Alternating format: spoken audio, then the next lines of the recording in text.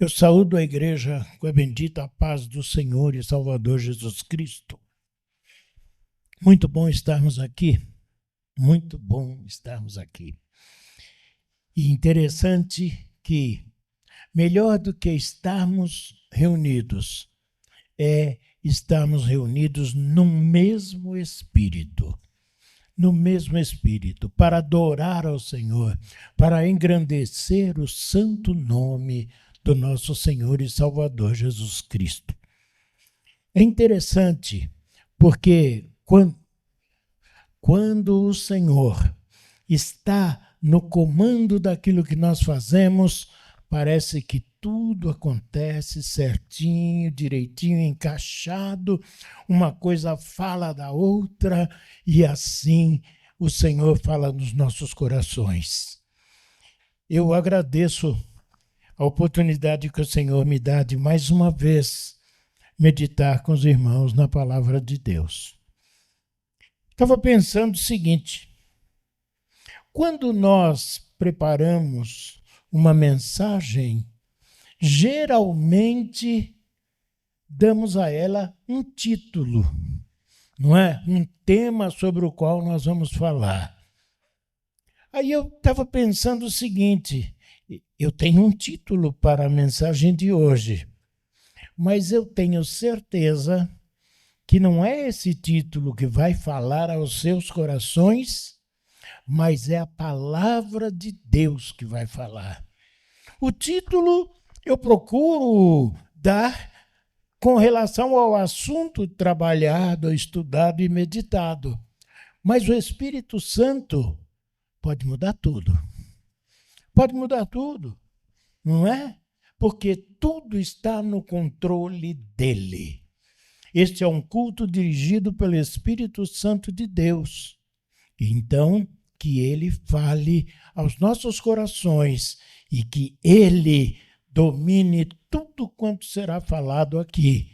E para cada um de nós, sem dúvida, haverá uma mensagem de Deus para as nossas vidas, para os nossos corações. Amém? Bendito seja o nome do Senhor. Aí você fica pensando assim, mas qual é o título que o irmão deu para essa mensagem? Bom, o título é o meu, né? Do Espírito Santo eu não sei, continuo falando, né? Mas o título que eu dei é Consequências do Livre-Arbítrio. Consequências do livre-arbítrio. Pois é. Por isso que nós vamos daqui a pouco ler 2 versículos que se encontram no capítulo 24 do livro histórico de Josué. Capítulo 24 de Josué. Os 2 versículos que nós vamos ler. E são os versículos 14 e 15. Josué 24, 14 e 15. Glória ao nome do Senhor. Josué 24, 14 e 15. Glória a Deus. Aleluia. Todos acharam? Leiamos então. Agora, temam o Senhor e o sirvam com integridade e fidelidade. Joguem fora os deuses que os seus antepassados adoraram, além do Eufrates e no Egito, e sirvam ao Senhor. Se, porém, não lhes agrada servir ao Senhor, escolham hoje a quem irão servir, se aos deuses que os seus antepassados serviram, além do Eufrates, ou aos deuses dos amorreus, em cuja terra vocês estão vivendo. Mas eu e a minha família serviremos ao Senhor. Amém? Podem tomar os seus assentos, meus irmãos. Ora, consequências do livre-arbítrio, não é? Você tem que escolher. Escolha a quem você vai servir. A escolha é pessoal. Eu não sirvo a Deus por causa dos meus pais. Eu não sirvo a Deus por causa do meu pastor. Eu não sirvo a Deus por causa dos meus irmãos. Eu sirvo a Deus porque eu escolhi servir ao Senhor. Você serve a Deus porque você escolheu servir ao Senhor.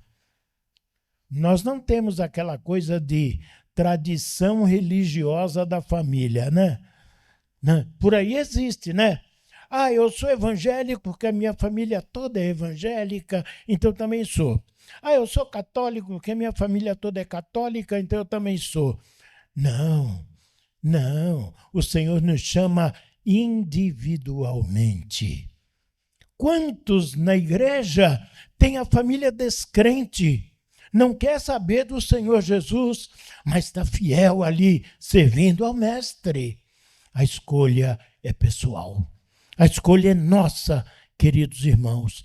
E aí nós vimos então que o povo de Israel estava afastado de Deus, misturado com aquelas nações idólatras e já estava totalmente idólatra ali, esquecido totalmente das promessas que Deus havia feito para eles e para o seu antepassado Abraão. Povo escolhido, mas povo rebelde. Povo chamado, mas povo rebelde, desobediente, distraído, seguidor das coisas daqueles povos onde eles andavam. Mas o Senhor chamou a atenção, porque mandou uma palavra para eles.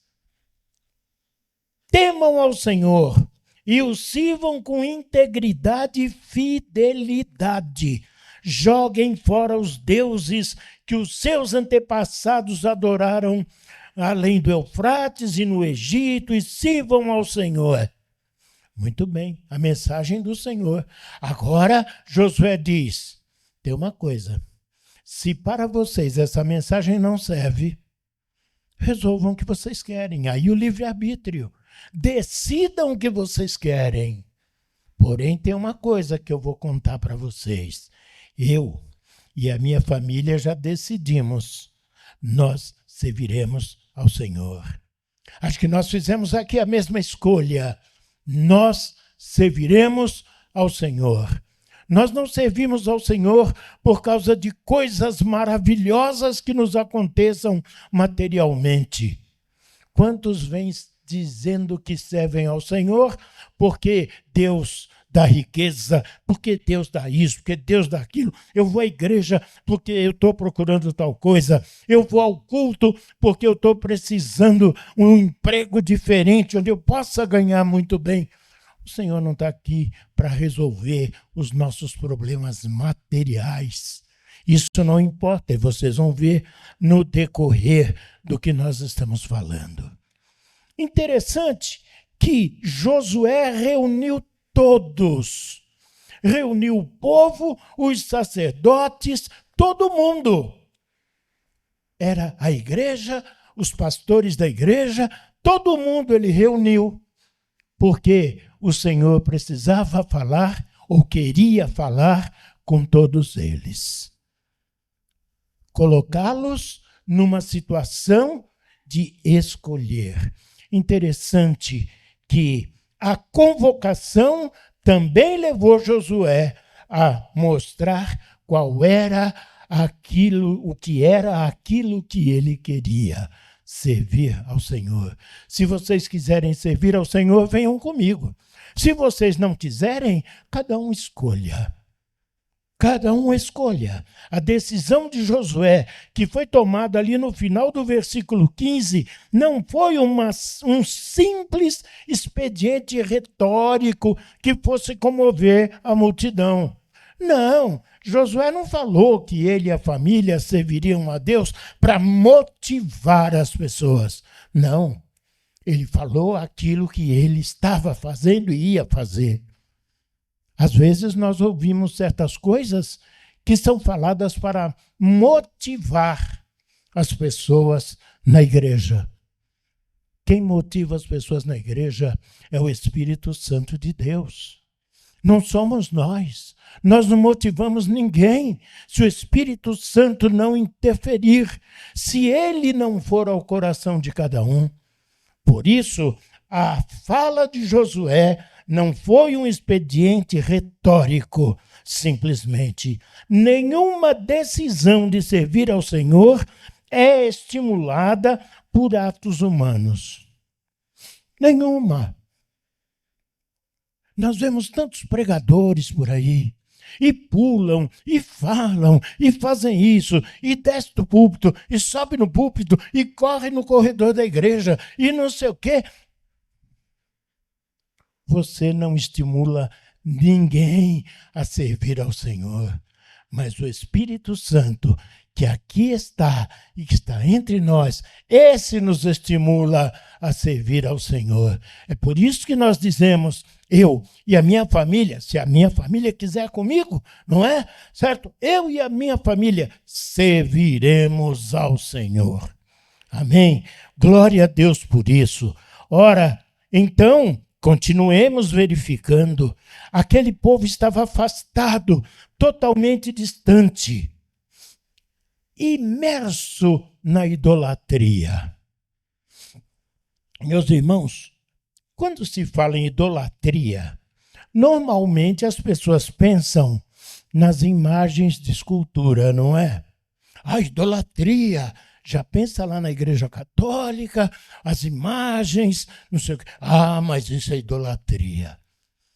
Olha, cuidado com isso, porque a idolatria não está apenas na adoração das imagens de escultura, não. É claro que aquilo é idolatria, mas, veja, as atitudes idólatras incluem a veneração de outras coisas. E aqui nós temos que parar e pensar. A redução, meus irmãos, desse pecado de idolatria é tão grave que o diabo usa para cegar muita gente mergulhada numa diversidade de idolatria. Muito crente mergulhado numa diversidade de idolatria. Ah, mas eu não vou à missa, eu não vou à igreja católica, eu não vou adorar aquelas imagens. Tudo bem, não vá mesmo. Mas você pode estar com outras coisas que são seus ídolos. E até sem perceber. E é por isso que a palavra de Deus fala conosco nesta noite. Vamos nos examinar. O que será que nós temos, a que será que nós temos devotado a nossa atenção, o nosso interesse, posto em primeiro lugar? Não é? Isso é idolatria. E o diabo tem cegado muita gente, muito crente, porque fala assim, idolatria é lá com a Igreja Católica, mas a idolatria está, muitas vezes, dentro da igreja e o próprio idólatra nem percebe isso. Vamos fazer uma reflexão sobre a nossa vida com Deus. Vamos tirar aquilo que nós idolatramos. Sem querer, foi chegando e nós assumimos como aquilo que está em primeiro lugar na nossa vida. Queridos irmãos, são fontes de idolatria cotidiana os interesses pessoais. A família pode ser uma fonte de idolatria. A família pode ser fonte de idolatria. Temos que amar a família, mas não temos que idolatrar a família. Meus irmãos, o trabalho. Quanta gente idolatra o trabalho. Eu não posso fazer outra coisa. A primeira coisa na minha vida é o meu trabalho. Eu vivo do meu trabalho. Eu não posso. O trabalho eu não abandono, não largo. Está em primeiro lugar na minha vida. Olha a idolatria. O seu trabalho. Entre outros ídolos que nós erigimos, quantos idolatram a própria denominação evangélica a qual pertencem? Eu Eu sou membro da igreja tal. Lá é a minha igreja. Lá é a minha igreja. Aquele é o meu pastor predileto. Aquele é o meu pastor preferido. Que homem sensacional. Não crie ídolos. Não crie ídolos. Até a própria denominação e os próprios líderes podem se tornar ídolos. E o maior prazer de Satanás é que nós tiremos o Senhor da frente e coloquemos no lugar do Senhor qualquer outra coisa e qualquer outra pessoa. Eu conheci uma pessoa, uma senhora, ela perdeu um filho, novo ainda, médico, professor de medicina no Hospital das Clínicas de São Paulo. E aquele homem, meu amigo, morreu. A mãe dele ficou desesperada. A mãe dele ficou desesperada. Foi procurar um pastor para dizer a ela se o filho dela tinha ido para o céu. Porque se aquele pastor não dissesse que o filho foi para o céu, foi para o inferno, ela queria ir para o inferno junto com ele. Isso é idolatria, irmão. Isso é idolatria. A alma dele, ele que deve ter cuidado. Ela tem cuidado da dela. Como? Se o meu filho foi para o inferno, eu quero ir também. Olha que ponto chega a influência satânica na vida das pessoas. Não, nós não podemos cultivar nada da idolatria. A ordem de Deus é: não terás outros deuses diante de mim. Não terás outros deuses diante de mim. Êxodos 20, versículo 3. Deuses. Mas que são deuses? São essas coisas que ocupam o coração do homem. São seus deuses. Ocupam o coração, ocupam o interesse. Quanta coisa material, qualquer coisa material que ocupe lugar no nosso coração é um Deus. É um Deus. Então são esses os deuses. Qualquer pessoa a quem nós dermos o privilégio do primeiro lugar em nossa vida estará na condição de outros deuses. Queridos irmãos, tudo isso é idolatria. A palavra do Senhor nos alerta para que não alimentemos a idolatria, que não representa apenas as imagens de escultura, como eu disse, mas quaisquer coisas que por quaisquer meios sejam postas antes do Senhor. O Senhor em primeiro lugar.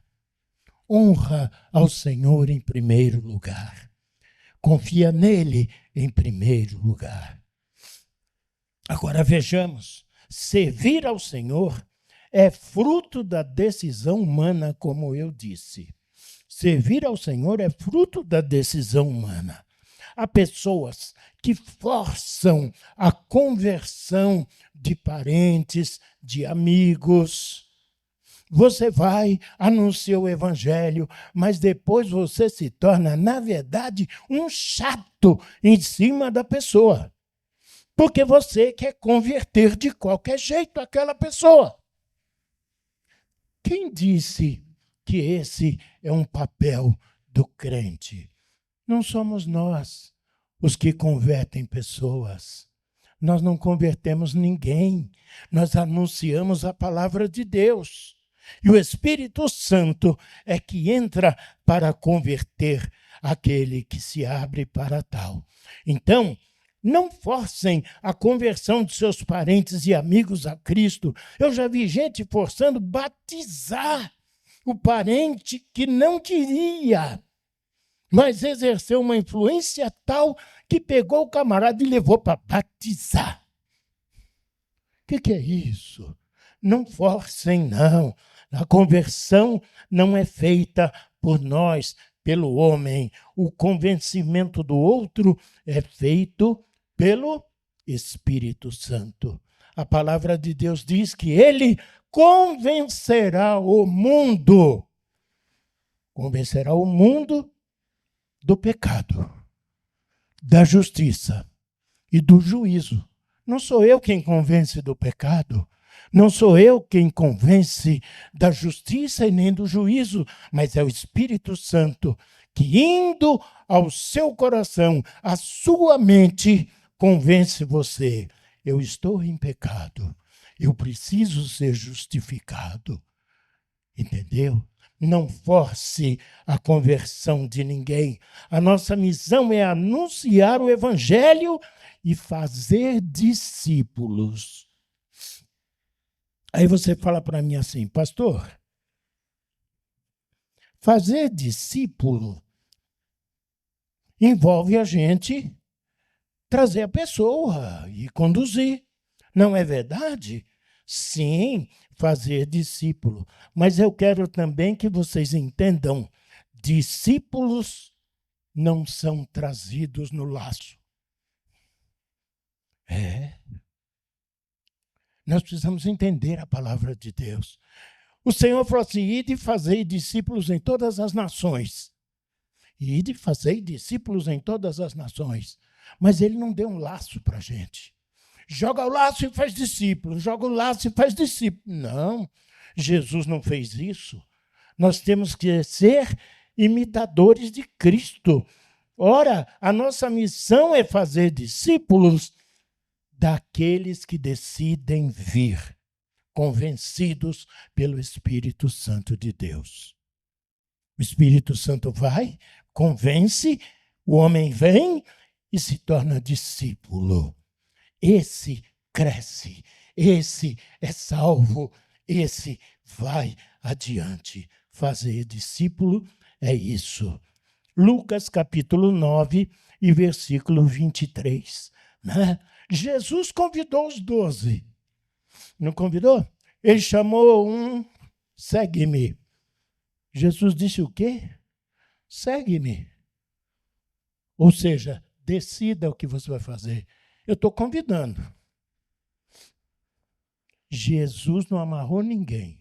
Nenhum dos 12 foi agarrado pelo braço e Jesus falou, você vai me seguir aqui. Não, segue-me. Vem e segue-me. E aqueles tocados pelo Espírito Santo de Deus o seguiram. Ora, Jesus convidou os 12, mas ele não forçou nenhum a segui-lo. Até teve um que o seguiu por interesses outros, que foi aquele que o traiu. Quer dizer que cada um sabe por que vai seguir ao Senhor. Judas seguiu ao Senhor por interesses escusos e o fim dele foi trágico. Mas os outros 11 seguiram o Senhor porque estavam convencidos de que, daquilo que Pedro disse, tu és o Cristo, o Filho do Deus vivo. Esse segue ao Senhor. Muitas vezes, então, como eu disse, nós perdemos tempo com pessoas que ignoram a mensagem e o mestre mandou deixar à parte aqueles que recusam a mensagem. Se não receberem vocês, saiam de lá e batam até o pó das suas roupas. Mas não é para insistir, não, irmão. Não, não é para insistir. É para anunciar. Isso está lá em Mateus 10 e 14. O Senhor Jesus colocou bem claramente que as prioridades do homem podem conduzi-lo a um caminho de vida ou a um caminho de morte. Daí a questão do livre-arbítrio. Jesus deixou claro que a decisão do homem pode conduzi-lo a caminho da vida e pode conduzi-lo à perdição eterna. Vamos ler o que está no Evangelho de Marcos, capítulo 8, versículos 34 e 35. Que diz assim, Marcos 8, 34 e 35. Diz: então ele chamou a multidão e os discípulos e disse: se alguém quiser acompanhar-me, negue-se a si mesmo, tome a sua cruz e siga-me. Pois quem quiser salvar a sua vida, a perderá. Mas quem perder a sua vida por causa de mim, por minha causa, e pelo Evangelho, a salvará. Pois que adianta o homem ganhar o mundo inteiro e perder a sua alma? Quantos homens estão em busca de ganhar tudo quanto podem? Nós vivemos uma época dessas. Honesta ou desonestamente, os homens estão correndo atrás de angariar coisas, bens materiais, sociais e etc. Acumular. Lembra a história do rico? Falou assim: minha alma, agora você pode ficar tranquila, em paz, porque você tem bens para o restante da sua vida. E aí ele ouviu: o louco, esta noite te pedirão a alma, e o que tu tens, de quem será? As pessoas não pensam nisso. É acumular, acumular e acumular. Nós não fomos chamados para isso. Jesus disse que quem pretender salvar a sua vida, a perderá. E quem perder a sua vida por minha causa e do Evangelho, esse se salvará. Glória a Deus. Nesse fragmento, é uma perícope registrada em Mateus 16 também e em Lucas 9 também, né? Jesus põe sobre os ombros do próprio homem a decisão que o leva a ganhar ou a perder a sua vida. A perda da vida por amor de Cristo é ganho. Mas a tentativa de preservar a vida e as coisas que a envolvem é perdição. É perdição. Uma leitura desatenta, não é? Sem prestar atenção, pode nos levar a ver no texto um encorajamento para que o crente não se atemorize diante da perseguição do mundo. Porque está falando de perder a vida, então Jesus está falando, não vai temer, não. Se por acaso você tiver que passar por perseguição e for levado até a morte, não se preocupe, Jesus não está falando disso. Jesus não está falando disso aqui. Jesus está falando outra coisa. Quem perder a sua vida por minha causa, significa deixar tudo que fosse o seu interesse e seguir a causa do Senhor. É isso. As coisas são secundárias. Essa vida terrena se acaba.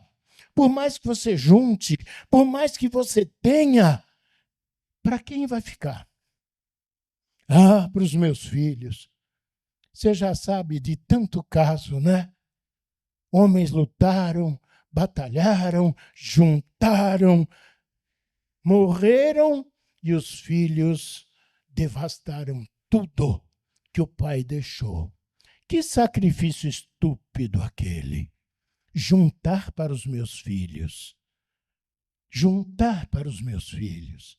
A melhor coisa que você pode dar para o seu filho é o conhecimento do Altíssimo Deus.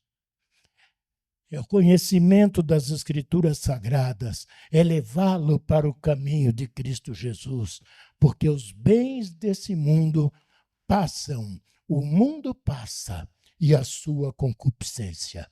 Não é verdade, meus irmãos?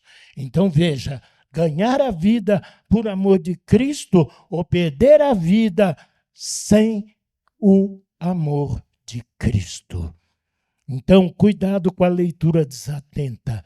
Não se trata de você ser condenado à morte porque é crente. Não, não é isso. Isso é o mínimo também.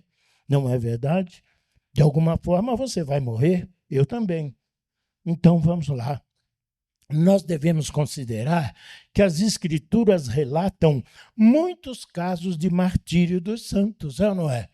Muitos foram martirizados, sofreram, não é? Decapitados, cerrados ao meio, como é o caso de Jeremias, não é? Certo? Cerrado pelo meio, outros morreram pisoteados, jogados aos animais ferozes, morreram como apedrejados, como Estevão, perderam a sua vida. Mas não é sobre isso que Jesus está falando. Porque perder essa vida aqui, como eu disse, não é o problema maior. Porque essa vida vai findar de qualquer maneira. Um dia você vai. Eu vou. Vai perder de qualquer maneira. O que interessa é o que será o além. Como será a nossa vida futura? Que seja com o Senhor na glória eterna e não nas trevas exteriores. Então vejamos, muitos foram sacrificados, mas também há relatos de outros que tiveram livramentos maravilhosos. Então o que importa para o Senhor não é te livrar de uma perseguição. Senão, não haveria uns que foram libertados e outros que foram massacrados. Não é? Certo? Não é verdade, irmão? Então, que é perder a vida? Perder a vida é não seguir aquilo que o Senhor quer de nós. Aí é perder a vida. A vida de João Batista foi tirada por Herodes. Mas a vida do apóstolo João, outro João, foi preservada até a velhice, porque o Senhor quis. Pronto. O Senhor quer que você chegue até 120 anos? Você chega. É a vontade de Deus. O Senhor quer que você parta agora, amanhã, depois? É a vontade de Deus. Nós estamos na mão dele. O que importa é que nós sejamos recebidos por ele no céu. Mas só seremos recebidos se realmente nós formos discípulos de Cristo. Temos que ser discípulos de Cristo. Bendito é o nome do Senhor. Ora, meus irmãos, à vista desses dados, eu creio que o ensino de Jesus, nesse contexto, não está voltado para a preservação ou não da nossa vida terrena. Na verdade, o discurso do Senhor pretendeu deixar claro que ganhar a vida não significa supervalorizar e idolatrar as possíveis benesses desse mundo. Posição social, intelectual, bens móveis, bens imóveis, a família e etc. Tudo isso é efêmero, tudo isso vai passar. Jesus esclarece que ganhar a vida consiste em vivê-la em amor a Ele. Viver a vida em amor a Cristo.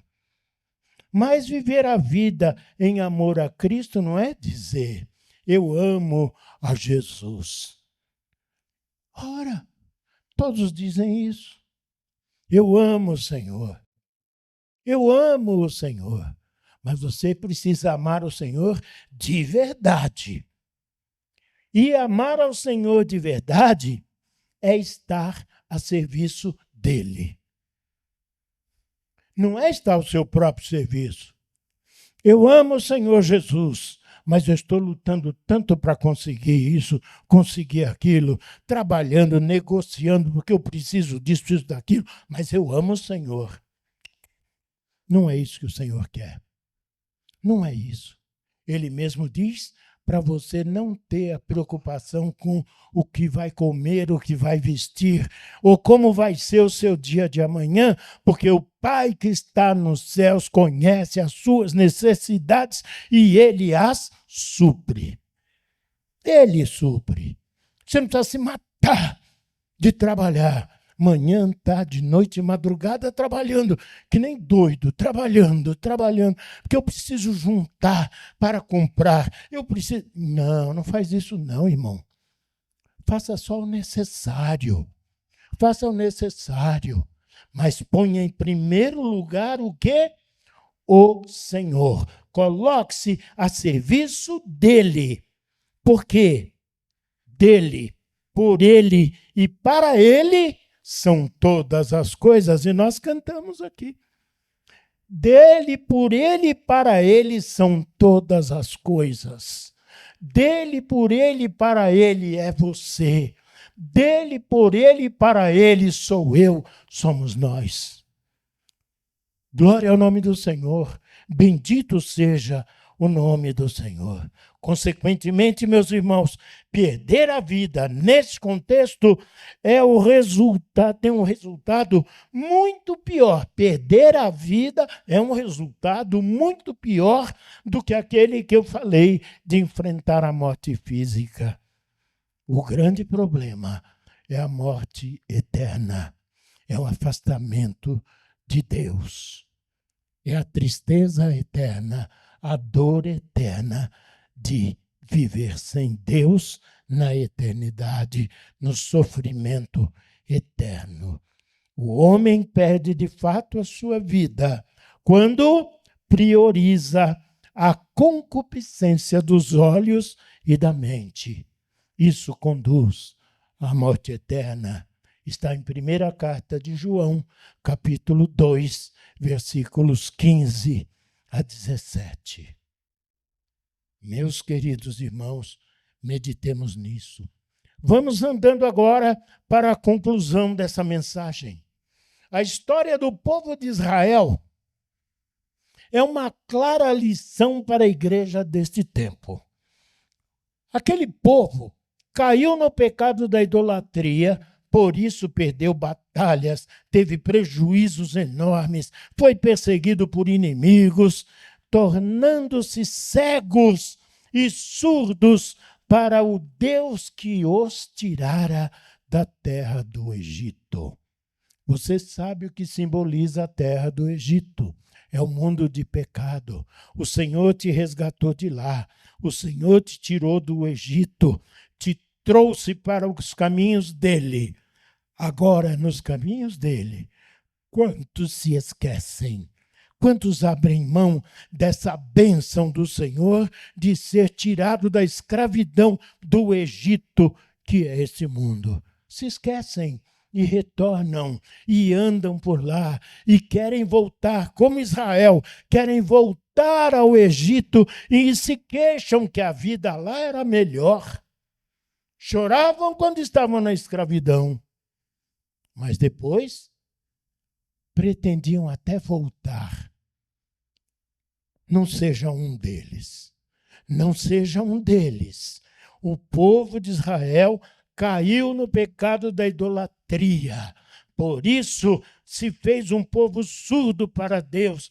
Então, tome cuidado. Só a misericórdia de Deus e a sua fidelidade para com a promessa que ele mesmo fez a Abraão conduziam Israel ao arrependimento de uma vida pecaminosa. Tal acontece com muitas igrejas destes tempos. Quantos amam, dentro da igreja, quantos amam as ofertas deste mundo? Nós temos visto gente que se diz crente, gente que se diz evangélica, não pode ver um carnaval. Vai para o carnaval. Mas eu não vou lá para eu participar, eu só vou ver. Israel só ia ver também. Eu só vou ver. É tão bonito. Olha o diabo acenando, né? É tão bonito. Cada coisa bonita, né? Chama a nossa atenção. que chama a nossa atenção, irmão, e eu não vou falar outras coisas que vocês até bem pensam aqui. Eu não preciso falar. Tem coisa tão bonita na televisão, tão atraente. Eu não posso perder de jeito nenhum. É muito bonito aquilo. Eu gosto tanto de ver. É. Olhando para as coisas do Egito. Não se esqueçam, essas coisas são, sim, atraentes. Essas coisas são como imã. Elas vão te puxar para lá. Elas vão te puxar para lá. Elas são atraentes. E você cada dia mais vai indo e deixando de ser fiel ao Senhor. Cuidado com isso. Leia depois, primeira carta de João, capítulo 2, de 15 a 17. Não ameis o mundo, nem aquilo que no mundo há. Não amem o mundo. Amar o mundo, o que é amar o mundo? Amar o mundo é gostar das coisas de lá. Gostar das coisas de lá. Não ameis o mundo, nem aquilo que no mundo há. O mundo jaz no maligno. Se o mundo jaz no maligno, ele não pode ser atração para mim. O mundo está morto no maligno. Ele não pode me atrair, porque eu vivo a vida que o Senhor me deu. Concluindo, então, a história do povo de Israel é uma lição para as igrejas desse tempo. Tomemos cuidado, continuemos andando, continuemos rejeitando as coisas deste mundo. Mas também o Senhor Jesus ensinou aos seus discípulos, os líderes e a multidão. Eu fiquei interessado. Jesus chamou os discípulos e a multidão. Chamou os líderes e o povo para dizer o que ele tinha que falar a respeito de servir a Deus. Quer dizer que se ele chamou os líderes também estavam precisando ouvir aquilo. Muitas vezes, nós, se somos líderes, temos também que ouvir coisas que o Senhor tem que dizer para nós. Tem muitos orgulhosos por aí. Os irmãos precisam disso. E eu não, né? Eu preciso muito mais do que os irmãos. Porque a palavra de Deus diz que a quem muito é dado, muito será cobrado. É difícil. Vamos aos pés do Senhor. Estar no caminho da vida é ter o coração voltado inteiramente ao serviço do Senhor. Entretanto, se nós construirmos ídolos para a eles nos dedicarmos, buscando neles a satisfação das nossas concupiscências, caminhamos para a morte eterna.